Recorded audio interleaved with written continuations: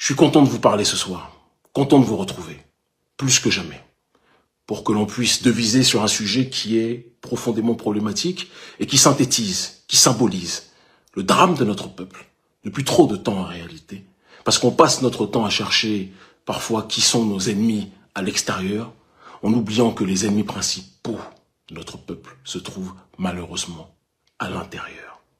En effet, c'est Amilcar Cabral qui parlait du cancer de la trahison. C'est Amilcar Cabral qui pensait, qui parlait, qui énonçait, qui exposait, avec une fluidité déconcertante qu'on lui connaissait, paix à son âme, que l'Afrique ne serait pas autant persécutée par l'extérieur si elle n'avait pas autant au sein de ses rangs d'ennemis intérieurs. Et cette réalité s'est trop souvent matérialisée. On ne va pas répéter Mobutu face à Lumumba, on ne va pas répéter Blaise Compaoré face à Sankara, ce même Blaise Compaoré qui aujourd'hui vit sa vie de rêve chez l'autre traître du XXIe siècle, Alassane Dramane Ouattara. Nous sommes dans cette réalité-là.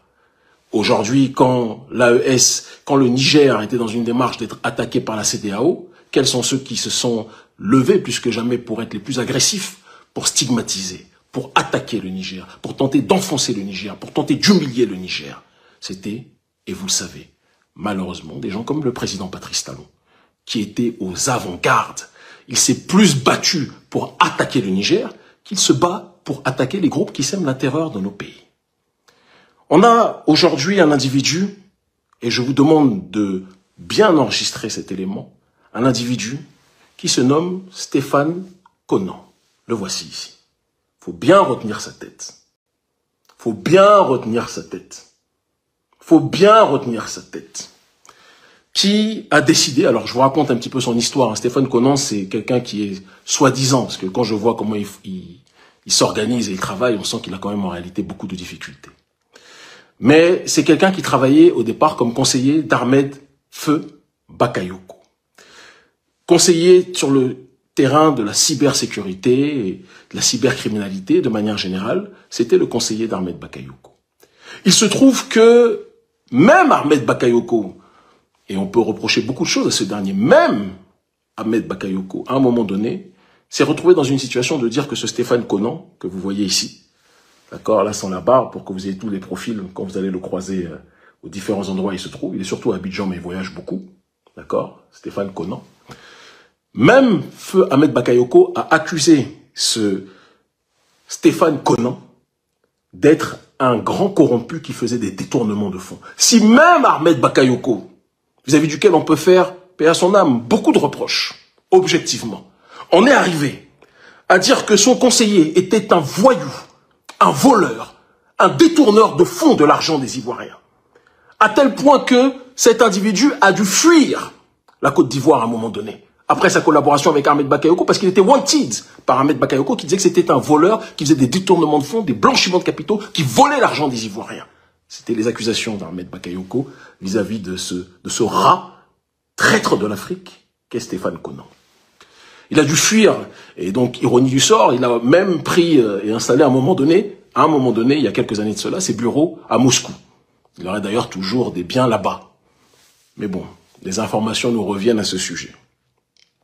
Et donc ce Stéphane Konan, lorsqu'il a été grillé et viré par Ahmed Bakayoko, après qu'il se soit enfui, il a décidé de passer dans le privé, dans le secteur privé. Et il s'est dit, qu'est-ce que je peux faire pour saigner l'Afrique? Qu'est-ce que je peux faire pour bien me faire voir, malgré que j'ai déçu dans un premier temps les dirigeants france-africains? Qu'est-ce que je peux faire pour bien me faire voir par la France-Afrique de manière générale? Il s'est dit, je vais créer une usine à trolls. Je suis spécialiste dans la cybersécurité, j'ai beaucoup de contacts dans tous les services, d'accord, africains, j'ai beaucoup de contacts vis-à-vis de la France, il est très proche des services français aussi, et beaucoup d'interactions, il a animé beaucoup de forums avec différents services de sécurité, et il est très proche de l'armée française aussi.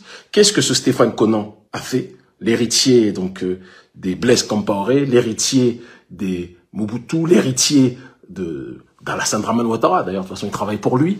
Qu'est-ce qu'il a fait? Il a créé une usine à trolls, avec des barbouzes, avec des militaires français, avec certains Africains pro-français, d'accord, et avec des gens qui n'y connaissent parfois rien à la politique, mais qui sont là juste pour un but, obtenir de l'argent en fonction d'une campagne de sabotage orchestrée de manière fluide par ce dénommé Stéphane Conan.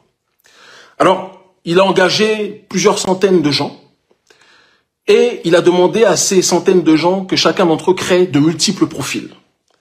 On a reçu des centaines de captures d'écran. Je ne vais pas rentrer dans trop de détails, mais je peux vous dire qu'il y a à l'heure actuelle, Stéphane Conan oublie une chose, c'est que quand tu traites, tu trahis, quand tu es un traître et quand tu trahis, tu vas toujours être trahi, toi-même qui trahis, la cause de tes semblables, tu vas être trahi par quelqu'un qui est plus fluide que toi. Stéphane Conan, dans tous les employés qu'il a, il ne le sait pas, mais il y en a qui travaillent actuellement pour lui, qui sont nombreux, et qui renvoient les informations à l'AES. Qui nous envoient, ils sont nombreux, les captures d'écran à l'AES. Qui nous envoient les informations pour que l'on puisse voir leur stratagème, leur stratégie, leur démarche. Et ils travaillent pour toi actuellement, c'est-à-dire qu'ils prennent l'argent chez Stéphane, ils ont l'argent chez Stéphane, et ils nous renvoient. Nous, on ne donne pas argent, mais ils nous donnent. Parce qu'eux-mêmes sont dégoûtés par ce qui se fait. C'est ça la réalité. Ils sont nombreux. Stéphane, fais attention. Ils sont nombreux.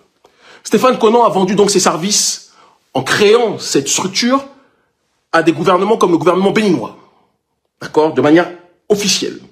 Je vous le dis de manière très claire par rapport au screen et aux captures d'écran que l'on a. Il a vendu les informations, il a vendu donc ses services au gouvernement ivoirien en premier lieu. Et à tout régime qui a un positionnement plus ou moins ambigu vis-à-vis de la France. J'ai même pas besoin de citer de nom, vous saurez de quoi je parle. Et il a donc pour but de lancer une démarche de propagande massive, même s'ils sont très maladroits et ça ne prend pas, pour essayer de salir les leaders d'opinion panafricaniste que sont moi-même, ma très chère sœur, mon sang, Nathalie Yamb, mon grand frère Franklin Nyamsi et d'autres. Nous sommes les cibles absolues de ces gens-là. Et l'autre cible absolue de ces gens-là, c'est la structure à laquelle nous sommes liés, qui est l'AES.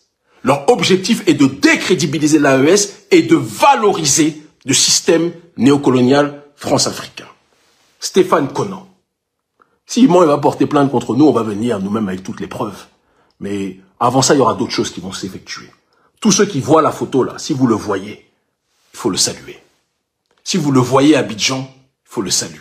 Si vous le voyez dans n'importe quel aéroport, Stéphane Conan là, il faut lui dire bonjour de notre part.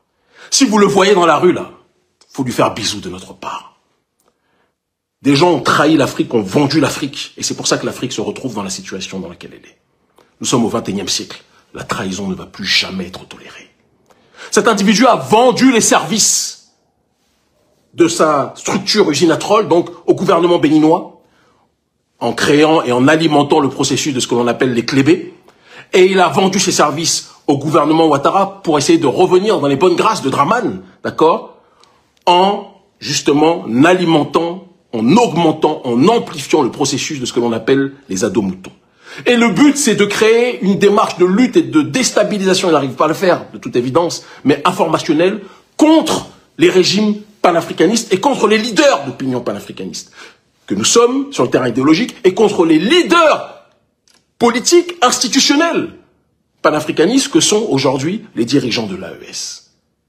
La démarche qui est la sienne, c'est de tout faire pour, dans un même temps, valoriser la France-Afrique et dans l'autre temps, essayer de salir ceux qui essayent de s'évader de la plantation et de brûler la plantation. Pendant longtemps, on a dit que notre problème, c'est l'oligarchie française. Mais je vais vous dire les choses telles que je les pense. Même si, en effet, l'oligarchie française est criminelle et sera jusqu'au bout, par nous autres, toujours combattue jusqu'à notre dernier souffle. Tout comme l'oligarchie occidentale, comme toute autre oligarchie, qu'elle soit blanche, arabe, d'accord, asiatique ou noire, qui lutte contre les intérêts de notre peuple. Nous, on n'a aucun problème dessus. On ne fait pas de discrimination. Le problème central de notre peuple, c'est que on dit toujours que c'est l'unité parmi les nôtres qui permettra d'être plus respecté par le reste de l'humanité. Mais de la même façon, lorsqu'un ennemi se dresse en notre sein et préfère aider l'extérieur plutôt que de consolider l'intérieur, il doit être sanctionné à la bonne hauteur pour sa trahison. Nous ne pouvons plus au XXIe siècle accepter ceux qui ont décédé et qui ont décédé leur fierté et qui ont décidé, plus que jamais, de brader leur dignité, ceux qui ont décidé d'aider le colon à tout faire pour nous assujettir et pour nous persécuter. Nous ne l'accepterons plus. Des gens comme ce Stéphane Conan, des gens qui ont décidé de donner leur âme à un régime néocolonial, des gens qui ont décidé sur les réseaux sociaux de vanter la France-Afrique de manière structurelle, de manière économique, de manière politique, et qui ont décidé à chaque fois de salir, d'inventer des propos, d'inventer et de créer des calomnies vis-à-vis de ceux qui sont dans ce processus d'autodétermination, ça ne peut pas être acceptable. Nous ne pouvons plus l'accepter. Et donc, il ne faut pas qu'il puisse imaginer, Monsieur Konan, que ces jours à venir vont être des jours de paix. Tu ne peux pas trahir ta maison et penser que tout va se passer gentiment. Moi, je n'appelle jamais à la violence. Vous le savez, je suis un pacifiste. Je vous ai dit, si vous le voyez, faites-lui des bisous de la part de l'AES. Faites-lui des bisous de la part de Kémy Séba. Faites-lui des bisous de la part de tous les panafricanistes. Vous savez quel bisou on doit faire pour les traîtres. Vous le savez. On ne va plus jamais accepter ça.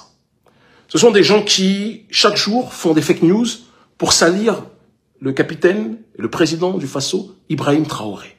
Ce sont des gens qui, chaque jour, font des fake news pour salir le dirigeant de notre digne pays, un pays panafricaniste par essence et par excellence, qu'est le président et général Abdourahmane Tiani, président du Niger. Ce sont des gens qui font tout pour salir tous les panafricanistes où qu'ils soient installés. Ce sont des gens qui, chaque jour, m'inventent, moi, des citations. Il y a quelques semaines, ils disaient que oui, Kémy Séba a dit qu'il faudrait qu'il y ait la paix entre la CEDEAO et l'AES. On n'a jamais dit ça. C'est l'usine à troll, d'après ce que les informations qui nous sont données, d'après les informations qui nous ont données, qui nous sont transmises, parmi les screens que nous recevons, nous voyons les consignes qui sont données pour créer ces fake news. Et ils ne se contentent pas de faire des fake news sur les réseaux sociaux.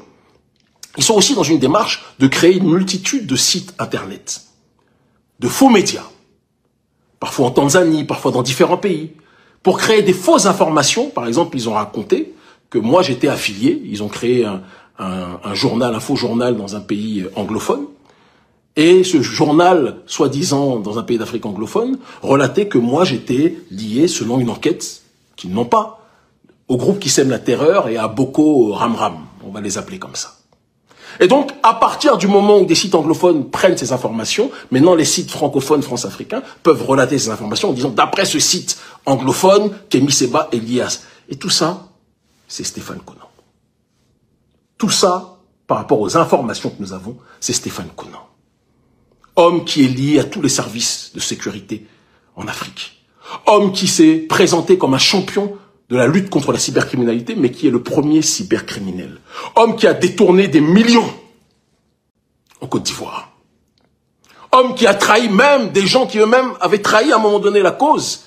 En l'occurrence, Feu Ahmed Bakayoko, même si Feu Ahmed Bakayoko avait un pied dans la trahison et un pied dans lequel il essayait de se lier toujours plus ou moins avec la sphère patriotique. Ahmed Bakayoko était ambivalent.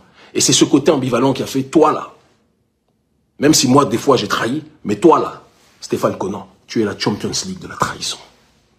Et ce Stéphane Konan, après s'être enfui comme un rat, a décidé de revenir sur le continent en disant, j'ai trouvé des moyens de tout faire pour se faire saigner ceux qui se battent pour la dignité et l'autodétermination du continent africain. J'ai toujours dit, quand j'étais jeune, ça fait 26 ans que j'ai commencé, vous voyez, les poils blancs, ça ne me rajeunit pas. Et c'est notre fierté. Depuis le départ, on a commencé, on a mené ce combat et aujourd'hui, regardez où on est. Regardez. J'ai toujours dit que si j'avais pu vivre à l'époque de ceux qui ont trahi Sankara, de ceux qui ont trahi Lumumba, si j'avais pu vivre au moment où ces trahisons se déroulaient, on aurait fait des choses spectaculaires. Là, on a l'occasion de rappeler à ceux qui trahissent le continent que même si nous sommes, je le dis très clairement, moi je suis non-violent. Je suis non-violent. Je suis non-violent. Mais être non-violent n'empêche pas, face à la trahison, d'être déterminé et être intelligent.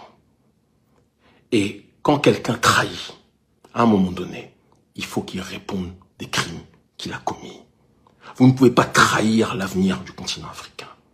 Vous ne pouvez pas trahir la dignité du continent africain. Vous ne pouvez pas trahir l'avenir de nos enfants. Vous ne pouvez pas trahir l'espérance d'un peuple qui pendant trop longtemps a été ostracisé au concert des nations. Vous ne pouvez pas accepter ça. Vous ne pouvez pas accepter ça. Vous ne pouvez pas accepter ça. Et donc, des gens comme Stéphane Konan, qui a décidé de cibler l'AES plutôt que de cibler les groupes qui sèment la terreur sur le continent africain, plutôt que de cibler les entités néocoloniales qui pillent les ressources de nos pays. Des gens comme cet individu doivent être sanctionnés. Ils doivent être trouvés. Ils doivent être identifiés. Et à un moment donné, on doit, de manière panafricaine, s'en occuper. Je suis obligé de le dire, je suis obligé de l'énoncer, je suis obligé de l'exposer. Il en est de ma responsabilité. L'AES est une structure porteuse d'espoir. On peut, à l'intérieur de la maison, discuter tous les jours de ce qui pourrait être amélioré, de ce qui est bon, de ce qui n'est pas assez bon selon différents regards, et de ce qui est parfait, de ce qui est extraordinaire. Ça, c'est la cuisine interne. Mais à l'extérieur, ça doit être toujours, et c'est notre démarche, l'unité face à l'ennemi qui veut assujettir le projet de renaissance du continent africain. Nous n'allons pas laisser des petits rats, des petits cafards politiques jouer avec l'avenir de notre continent, en créant des calomnies, en créant des mensonges, en salissant nos familles, en salissant nos personnes, en salissant notre honneur, en piétinant notre honneur, en inventant tout et n'importe quoi pour essayer de retourner le peuple contre tel leader d'opinion, contre tel président. On ne l'acceptera plus. On ne peut pas l'accepter. Il en va de notre dignité, de notre responsabilité. Vous savez que je vous aime en crever. Et j'ai toujours dit que ce qui manque à notre peuple, c'est pas la force. On est les êtres, hommes et femmes, les plus puissants et les plus beaux, les plus charismatiques qui existent sur cette terre. Je l'ai dit et je l'ai toujours dit. Quand on dit black is beautiful, c'est une réalité. Mais ce qui manque à notre peuple parfois, c'est l'amour de soi. Et c'est l'amour entre nous.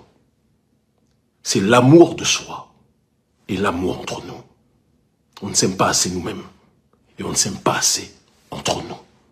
Et c'est le fait qu'on ne s'aime pas assez nous-mêmes et qu'on ne s'aime pas assez contre nous qui permet à des gens qui sont beaucoup moins forts que nous de pouvoir venir de l'extérieur nous assujettir par la suite. C'est la réalité. C'est la réalité. Divisés, nous sommes faibles. Unis, nous sommes invincibles. Mais pour être unis, je me souviens, les gens me disent, oui, il faut qu'on fasse comme la Chine, il faut qu'on soit dans une démarche de construire les choses comme la Chine. La Chine, Mao a dû faire un nettoyage politique. Un nettoyage politique. La révolution culturelle de Mao, il a dû d'abord faire un nettoyage politique avant de rentrer dans la démarche du processus de transformation, je ne dis pas de développement, vous connaissez ce que je dis par rapport à cette réalité-là, de transformation infrastructurelle. Vous comprenez? Il a dû faire un travail de révolution culturelle avant d'aller vers la phase de la transformation infrastructurelle. Nous devons passer par cette étape. On ne peut pas toujours laisser les traîtres trahir. À un moment donné, ils doivent être gérés, sanctionnés pour qu'on puisse avancer. Que Stéphane Konan ait décidé de travailler avec le gouvernement béninois de Patrice Talon et le gouvernement ivoirien d'Alassane Dramane Ouattara en propageant des fake news, c'est son choix. Mais il doit répondre de ses actes vis-à-vis de la justice, déjà de 1, de l'AES, et ça se fera dans les temps à venir, mais aussi vis-à-vis du peuple. Nous sommes des millions et des millions et des millions. Nous sommes tellement plus nombreux que les traîtres. Quand on voit ce gars-là, on reçoit déjà des informations de là où il est, de là où il vit, etc. On doit, à un moment donné, passer un message à ces gens. Arrêtez de trahir votre peuple. C'est pas appeler à la violence. C'est pas appeler au meurtre. Moi, je l'appellerai jamais, je ferai jamais ça. Mais c'est appeler à la dignité. Tu trahis, tu dois rendre des comptes. Tu fais saigner ton peuple, tu dois rendre des comptes. Et ce que je dis là est valable, non seulement pour Stéphane Konan, est valable pour ceux qui travaillent pour lui, et qui ne se retournent pas, ceux qui travaillent pour lui, mais qui nous donnent les informations, les 7 personnes là, je ne vais pas les citer, on vous remercie. Mais de l'autre côté, ceux qui travaillent pour lui, qui sont noirs, parce qu'il y a aussi des barbouzes français, des blancs, des militaires, des anciens militaires, etc., qui sont en Afrique, d'autres qui sont en France, des zémouristes, etc., des gens de toute tendance, de tout courant idéologique, mais qui convergent tous vers l'intérêt de vouloir préserver la France-Afrique. Les noirs parmi eux là, il faudra les gérer. On va vous gérer, vous n'allez pas croire. Vous n'allez pas croire. Vous ne pouvez pas continuer à trahir notre peuple. Vous ne pouvez pas continuer à humilier notre peuple. Vous ne pouvez pas continuer à brader notre peuple pour une poignée de francs CFA. C'est pas possible. On va pas vous laisser faire ça. Si vous aimez pas le peuple, nous, on va vous aider à les aimer. On va vous aider à aimer le peuple. On va vous aider à aimer vos concitoyens. Dans cette vie ou dans l'autre, on va vous aider. Ne croyez pas que c'est un jeu ce qu'on est en train d'effectuer. C'est l'avenir de millions et de millions et de millions de gens qui se jouent. C'est l'avenir de milliards de gens demain qui se jouent. On ne va pas vous laisser brader. On a dit on veut une rupture épistémologique, c'est-à-dire une rupture de pensée vis-à-vis du système néocolonial. Vous voulez faire semblant de ne pas comprendre. On vous dit on veut définir notre propre destin. Vous ne voulez pas comprendre. On vous dit on veut jouir de nos propres ressources, de nos propres richesses. Vous ne voulez pas comprendre. On vous dit on veut avoir notre propre avenir. Vous ne voulez pas comprendre. On vous dit on veut que nos filles puissent être les reines qu'elles ont toujours été. Vous ne voulez pas comprendre. On vous dit qu'on veut que nos enfants, que nos garçons soient les petits rois qui sont destinés à être. Vous ne voulez pas comprendre. Vous, la seule chose que vous voulez, c'est brader tout ce que l'on a à l'Occident. Ou aux autres. Ça ne se passera pas par nous. Ça ne passera pas par nous et ça ne se fera pas par nous. Nous le refusons. Nous ne l'acceptons pas. Nous ne l'accepterons pas. Nous le refuserons toute notre vie et toute notre existence. C'est la réalité. Il n'y a que comme ça que l'on pourra avancer. Il y a un frère qui me dit, non, ou une sœur, un frère qui me dit, penses-tu que la France-Afrique pourrait être éradiquée un jour? C'est en cours, cette éradication. C'est en cours. Mais ça devra se faire par tout votre concours. Chacun d'entre vous. Chacun d'entre vous. Vous êtes un agent du panafricanisme. Chacun d'entre vous. Chaque fois que vous avez une information, vous devez nous l'envoyer. Vous devez nous la transmettre. Vis-à-vis de tous les ennemis du panafricanisme. Tous ceux qui veulent lutter contre notre souveraineté, vous devez nous transmettre toutes les informations. Vous tous, vous êtes des soldats. Il n'y a pas des leaders et des spectateurs. Non, non, non, non. Nous sommes tous des leaders.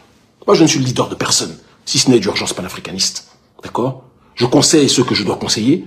D'accord? Je donne la réflexion politique à ceux à qui je dois donner la réflexion politique. D'accord? Et je mène mon combat. Nous voyageons. Nous cherchons un certain nombre de contrats et de connexions géostratégiques pour amplifier notre combat. Est-ce que vous comprenez ce que je veux dire? Mais on doit cibler les traîtres. Ça suffit à un moment donné. Ça suffit à un moment donné. On doit cibler les traîtres. On doit s'occuper de ces derniers. Ceux qui ont décidé de vendre l'avenir du continent africain devront rendre des comptes. Je vous le dis. Je vous le dis par amour. Mais je vous le dis aussi par connaissance de notre destin. L'Afrique de demain ne sera pas une Afrique infestée de traîtres. L'Afrique de demain sera une Afrique où la solidarité, l'autodétermination, l'antivictimisation et la virilité politique, du sanskrit vira qui signifie héroïsme, rien de masculiniste ou autre, hein, du sanskrit vira qui signifie héroïsme, la virilité politique devra être exposée. On ne va pas laisser nos ennemis continuer à nous trahir, nos ennemis intérieurs, continuer à renforcer nos ennemis extérieurs. On ne peut pas faire ça. On ne le fera pas, on ne l'acceptera pas. Le destin est entre nos mains. On a commencé il y a 26 ans, les gens nous prenaient pour des fous. Aujourd'hui, le panafricanisme, tel que nous le conceptualisons, la panafricanité fondamentale, est devenu le courant majoritaire en Afrique francophone et dans le monde noir francophone. Il existe encore ce que l'on appelle les afropolitains, c'est-à-dire des gens qui sont dans le globalisme néolibéral et qui voient le monde comme un village et qui disent que oui, on doit faire du business avec l'Occident. Nous, on dit une chose simple. L'Occident, là, on a assez goûté, on a assez mangé. Maintenant, on veut compter sur nous-mêmes. D'accord? On veut une rupture de pensée avec ceux qui ont voulu nous coloniser. Et on veut voir le monde en fonction de notre regard et non pas en fonction de lunettes imposées. Vous comprenez ce que je veux dire? C'est assez clair. C'est notre ligne. Et personne ne nous empêchera de la réaliser. Donc je dis les traîtres, vous avez du souci à vous faire. Stéphane, mon petit Stéphane, tu fais des fake news tous les jours sur nous. Tous les jours. Tous les jours des fake news sur nous. Tous les jours. Ça va s'arrêter bientôt.